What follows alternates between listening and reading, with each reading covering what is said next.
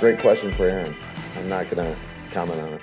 All I can say is he's in the COVID-19 protocols. We're not, we don't say who tests positive or whatnot. And that's just, that's what the league wants. Welcome back to what could be a very contentious edition of Enough Said. My name is Dan Barreiro, joined as always by Justin Gaard. And for the second consecutive week, she's back. Lori Fisher. Also the birthday girl. Gracious enough to join. On her birthday weekend. On your big weekend. Birthday weekend. Happy 27th birthday to you, Lori Thank Fisher. you. I appreciate that. I know turning 27, it seems a little tough, but I think I can make it through. I think you can. Well, we have a lot to get to tonight. We do. A lot. First up, Packers quarterback Aaron Rodgers tests positive for COVID-19. He's out for at least 10 days. In August, he said he was immunized, which basically dropped the topic until now. Rodgers could potentially return for the Packers' November 13th game against the Seahawks. A lot of questions to answer from the Packers, Dan. And things developing in real time, as we'll get to in a minute. I want to read you a tweet and tell me if you remember who tweeted this. Okay. It's a quiz right off the top. 94.1% of the players are vaccinated. The rest play for Minnesota. Do you know who tweeted that out? Do you remember who tweeted that out? Was it somebody in Green Bay? It was one of the most infamous Packers fans of all, but a guy by the name of Carl Gerbschmidt. That's right. Who's a weekly contributor to our show, a radio show during the season. Imagine the shock for Carl and all those other Packer fans who are getting very, very, shall we say, high and mighty about or the Vikings with Kirk Cousins and Dalvin Cook and a couple other people. And it turns out their guy, the reigning MVP, was not vaccinated. And the issue is that's not illegal. No. That's still not against the rules. But, of course, the problem is Aaron Rodgers at the beginning, and I don't think this is too much of an exaggeration, lied when he had the opportunity to answer a question in which the question was, are you vaccinated?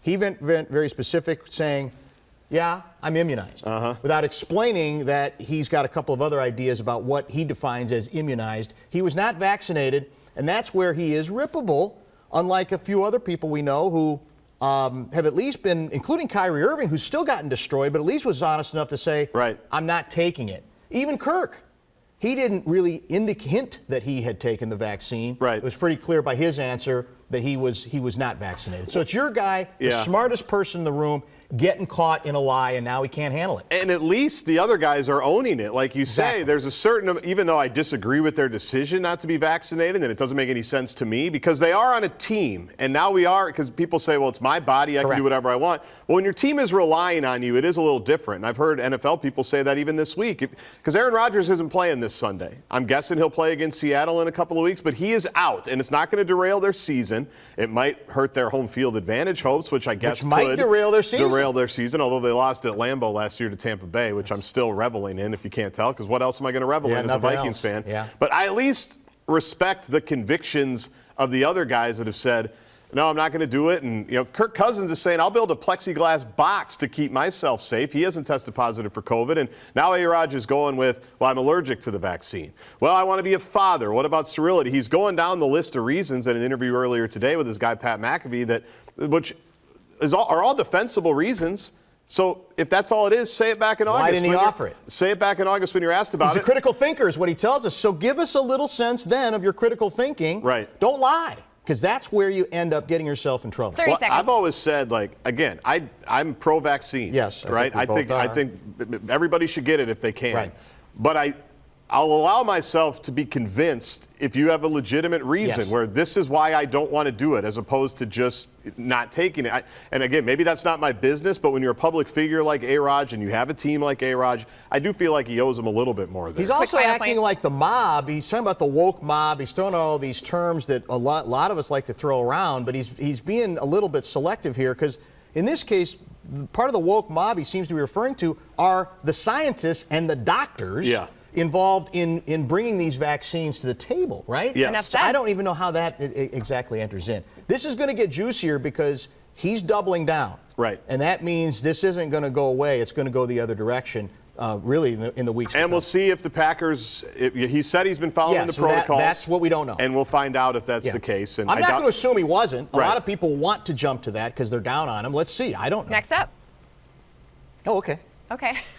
The Vikings have their own COVID-19 issues as well. Yeah. Garrett Bradbury and Dakota Dozier are on the reserve COVID-19 list. The 3 and 4 Vikings face Baltimore on Sunday. The Ravens are 5-2. The Vikings lost to Dallas, we know, last weekend. And to top things off, defensive end Danielle Hunter is out for the season after he tore his pectoral muscle. So a lot of issues with the Vikings as well, Justin. And Michael Pierce is out for this game again. That's been announced. Yep, the team announced that on Friday. He's played 2 games for us in 2 seasons. He's been pretty effective when he's been in there, but he hasn't been available. Correct. You know, the easy cheap shot, and everybody's doing it. Bradbury's out, and now Dakota Dozier is out, right, for the Vikings offensive line. And the easy cheap shot is, well, I'd rather have, somebody else in there. It's like, well, no. Those guys are playing. They're not just playing because the Vikings think, hey, let's be charitable and let Garrett Bradbury and Dakota Dozier play. They're playing because they're allegedly the best option. So reason would have it.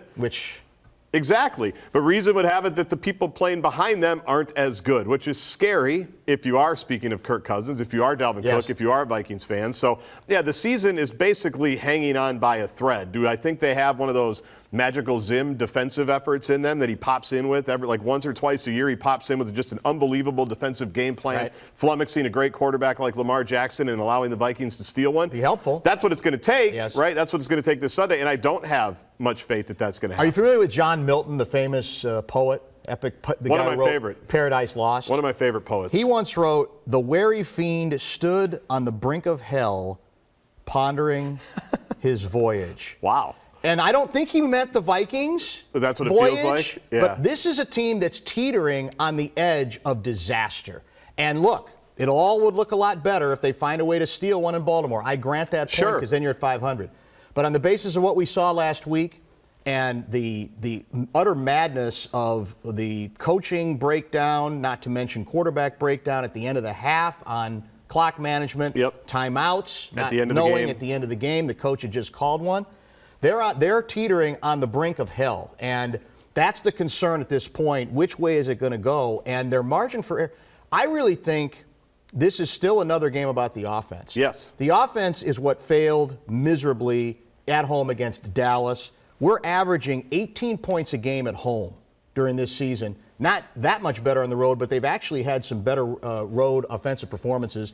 They had turnovers that were takeaways where the ball was handed to them at midfield, did nothing with it. Right. So to me, this is going to be about, I'm not saying you want to try to get into a 52-48 game, but you have to play much better offensively, and that means your offensive line, which took a big step back again last week, whoever's has got to play better. And when that line takes a step back, guess what? Your guy Cousins does too. He starts getting tentative, happy feet, check down Charlie. And if they don't take care of those issues, I don't care what the play call is. Right. We can throw long downfield every play. If there's not time to make those plays, better execution on the part of the quarterback, offensive line, it ain't going to matter. 8 third downs, I think, that were like 7 yards or longer. And on each of those, might even have been more, certainly felt like more, Kirk Cousins threw the ball in front of the chains, which is sometimes like 8 yards in front of the chains. Almost immediately. And the only time that worked on Sunday night was when Dallas did it with Ezekiel Elliott, and he broke 3 tackles to get that critical first down. So he completely reverted.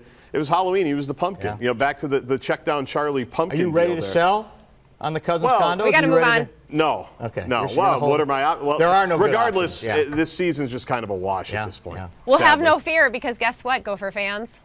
PJ Fleck is here for 7 more years.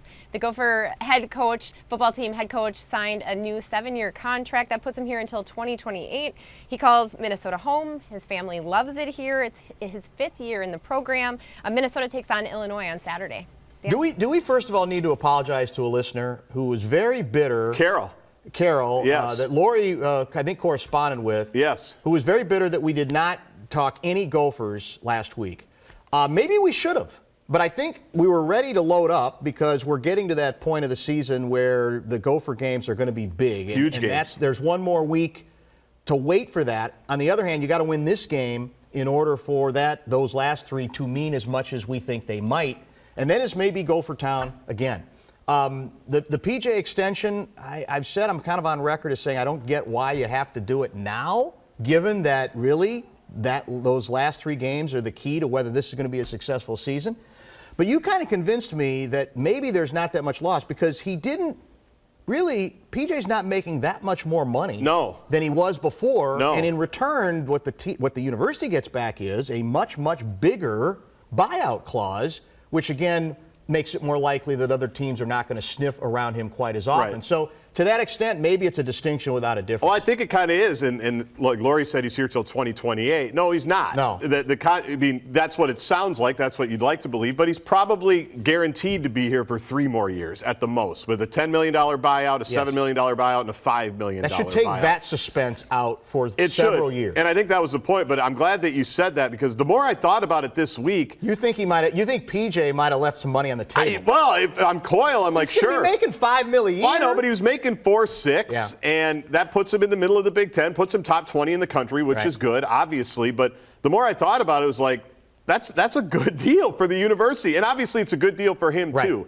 And if you think it's going where it's going, and they put in incentives, like if you win 8 games, you get another $100,000. You win 9, you get another $100,000. They do all that, right? So he'll get more money if the team is good. And if the team's good in 3 years, nobody cares. Guess then what? No one will be bothered well, and guess what? If the team's good in 3 years, they're going to rip it up again, and it's going to go to $6 million. But I keep going back to that $350,000 raise. It doesn't seem crazy, and they got a lot of good protection for themselves. Coyle did. And he probably wasn't going to USC, probably wasn't going to LSU. He's going to be far on those lists. But there's other schools that might come in and say, we can steal this guy for $4.5 million. Let's do it. This should take the suspense out of this thing for a while, though. So yes. Can we agree no more contract extensions for at least 3 years? I think that's probably when the next one's coming. I coming. guess if they win a Big Ten title and then compete for a national championship, all bets are off. Then you're willing. But let's get there first. I think that's where this deal's taking them. Okay.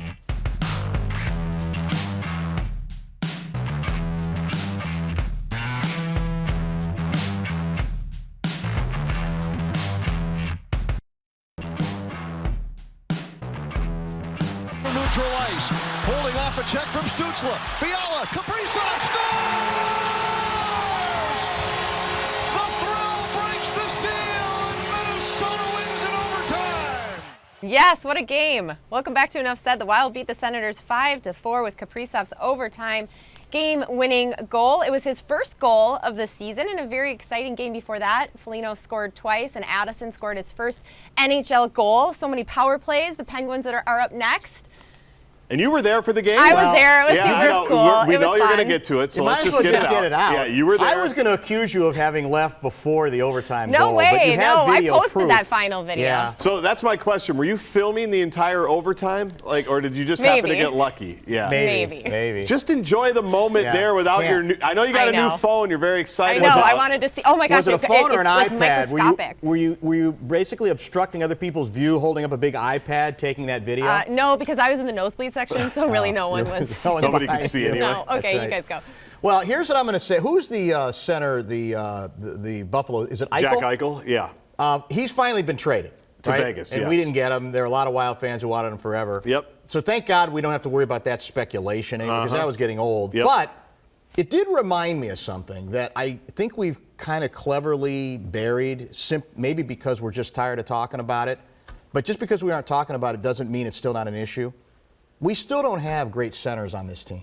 No. We don't. We just don't. And, that's one of my concerns going forward. It's a wonderful victory. Good to see Kaprizov finally get things going, Fiala, et cetera. But that, I still think, is going to be part of the issue. Now, Gaard has tried to make it sound like that's overrated, that whether your center has to be the key of everything. I still think the hockey people I trust say great centers matter. And I still worry that we're going to have to steal somebody. We're still going to have to find someone. It ain't going to be Eichel, obviously, who wasn't even going to play forever because he's going to have surgery. Yep, right. But we have to keep an eye on that issue. During all these ups and downs, we got to keep an eye on that issue and not pretend it went away simply because we stopped talking about it after the offseason. Well, there's still holes on the team, which I think we've all acknowledged, and it's going to be tricky to fill them all with the salary cap stuff in the next couple of years. We talked about that at the time, but nice to get 97 going. Yes. I'm a hockey guy, puckhead. I just call them by their numbers. 97. But more important, Lori had a video of this too. 22, Kevin Fiala played great, and that's the other interesting part about this season because he's got the 1-year deal.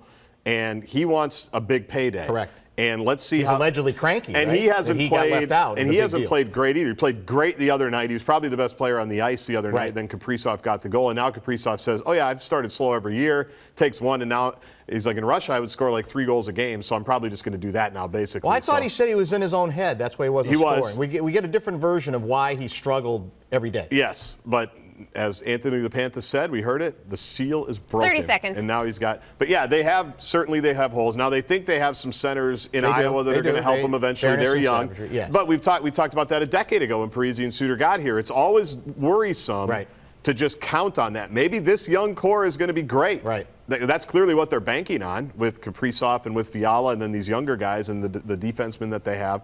But if they're not good, then what is your play? Then we got a problem. Then you got to find them. I bet they get one from outside the organization somewhere along the line. I hope. I think they're going to have to sooner or later. Yeah. And the question is, are they going to have enough money left to do that? Maybe it's a young guy that they steal. That may be their best hope. And Lori will be there to chronicle all of it. Yeah, for sure. I will. And well, if she shows up on time. I know. Well, let's get to that. We'll just quickly talk about this. The Wild's mascot, Nordy, he must be an Enough Said viewer. Well, who isn't? Because, well, my family hoped to meet him at the game, but he beat us to our seats because we were late to the game. That's sad, by the way. That's on you. And so let's take a look. With you.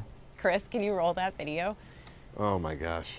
There you go. Look at He made a sign and everything. And then, Dan, you were wondering about Nordy. He's an animal born in the North Woods of the Iron Range. He is. He was found skating the frozen What kind lakes of animal is he near supposed to be? What is a Nordy? Is a Nordy a kind of animal? I think that's part of the discussion. Okay. He can be whatever you want. Whatever you need him to be. Let's clarify a couple of things. Number one, it wasn't Lori's family that wanted to meet Nordy. It was Lori. Correct. Even her son said to her at the game, "This isn't for me, Mom. Well, that was this between is for us, you." Justin. No, that's out in the open. Wonder what you share our text messages from time to time on the show. Yeah, that's true. Lori was trying to meet Nordy. It didn't work out. And now she wants to meet Goldie Gopher. Yeah, for so an that's upcoming next Saturday, Ohio State game. Yeah. So I'm trying to figure out how I can meet. Which Goldie Gopher she has to contact, because The there's one a who bunch can of them, skate. right? There's a lot of Goldies. The one who can Well, I just say it's a missed opportunity for branding for the show that that Nordy was there ready to promote the show. All the people around would have said, "Oh, there's Lori from Enough Said," and she wasn't there. I wonder what those people were saying. What is this nonsense? What is going on in front of us here? Moving on now. This mascot doing here? And what is this Enough Said program? Well, I did tweet him and say, please come back, and then missed opportunity. Nordy's got a tight schedule. I know that. Next up, a historic election in Minneapolis and St. Paul. And Minneapolis voters turned down the police charter question and reelected Mayor Jacob Fry. In St. Paul, Mayor Carter was reelected, and both cities passed rent control measures. In Minneapolis, more than 145,000 ballots were cast, with nearly a 54% voter turnout, Dan. But I think that voter turnout is actually high, the highest in an off election year, off presidential election year in like 40 years, I think we were told. This is a lesson that we're going to have to keep relearning, whether you're talking about locally, I think, or nationally. You cannot win elections or police referendums on Twitter. You can't win talking only to what somebody has called the very online. And the reality is, most voters, unlike you and me and Lori and a lot of people in the media, do not live on Twitter. That's the message, because there's almost this surprise. Well, how can it go this way? I've been on Twitter a lot, and there's been great momentum to get this referendum passed, et cetera, et cetera. New York Times is even saying what the Democratic Party needs is an honest conversation about returning to the moderate policies and values that fueled the blue wave victories in 2018 and won Joe Biden the presidency. And that's the irony. We talked about it then. Yes. Joe Biden emerged.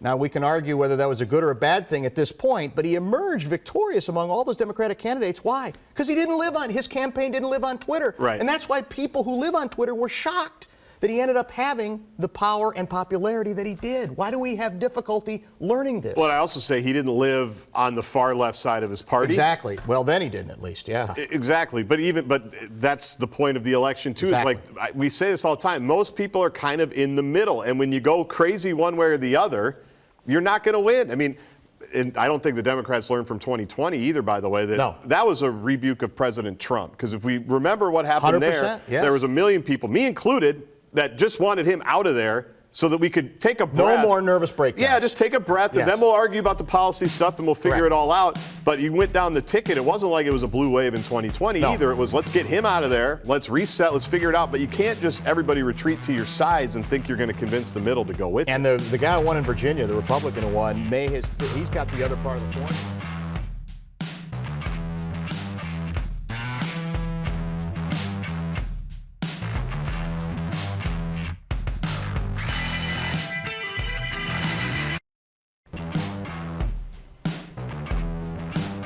It's enough said. Lightning round time. It's going to be a fast one, too. Here we go. Yes, kids ages 5 to 11 years old can now get the COVID-19 vaccine. We are back to that race to find an appointment, but the Minnesota Department of Health says things will loosen up soon, Dan.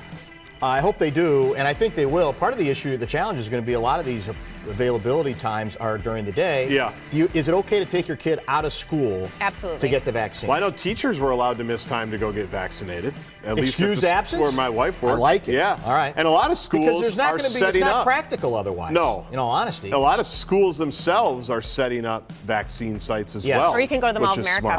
Are you willing? Are you ready to do it? I think so. I think I am too. I understand. We talked before a little more hesitation in this case. I don't think that means you're anti-vaccine. If not, they'll be immunized. My child's going Tuesday morning. Aaron Rodgers. That's true. They'll be immunized. Minnesota native and Magic guard Jalen Suggs was home this week playing the Wolves. Orlando beat Minnesota. This is the only time the Magic plays here, though, this season. Justin?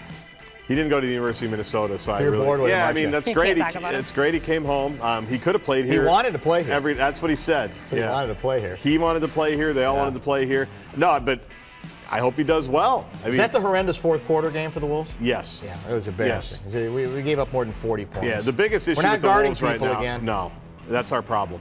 Again. Next up. Have we heard about that? How about Cat? Tried to tell you. Saying, I know. You were getting excited early. A you three-game Lori. slide can turn into 18 or 19. It's like, if only there were people that could Next do topic. something about that. That's true. Including you. Might be him among them. Whatever. Yeah. Gopher basketball fans got their first look at new head coach Ben Johnson. The team won 80-67 against Concordia this week in their one and only exhibition game. The season starts on Tuesday, Dan.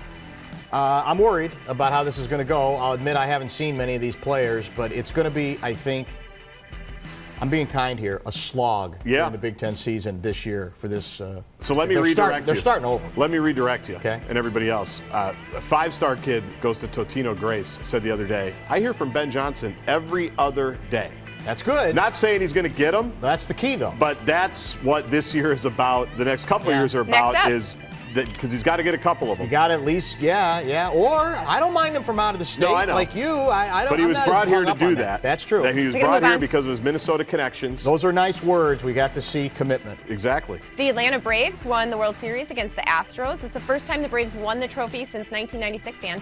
It's true, and we have a good friend on the show who still suffers about the 1991 World Series. Think about it. He did text me and said, by the way, we're excited about winning, but that still doesn't make up for the pain I feel losing probably the greatest World Series of all time. If there was replay, would Kent Herbeck and Ron Gant have been overturned, and would he have been safe? Probably, right? Think about how history might have been different. Yeah, everything would have been different. Yeah. And finally, you want more replay. It's unbelievable. And finally, former Viking Adrian Peterson is now a Tennessee Titan. Coach told Peterson, go hard as you can and don't do dumb stuff to hurt the team, Justin. Well, that's nice advice. I mean, I think that's probably for every player, right? Who's older, Brady or Peterson?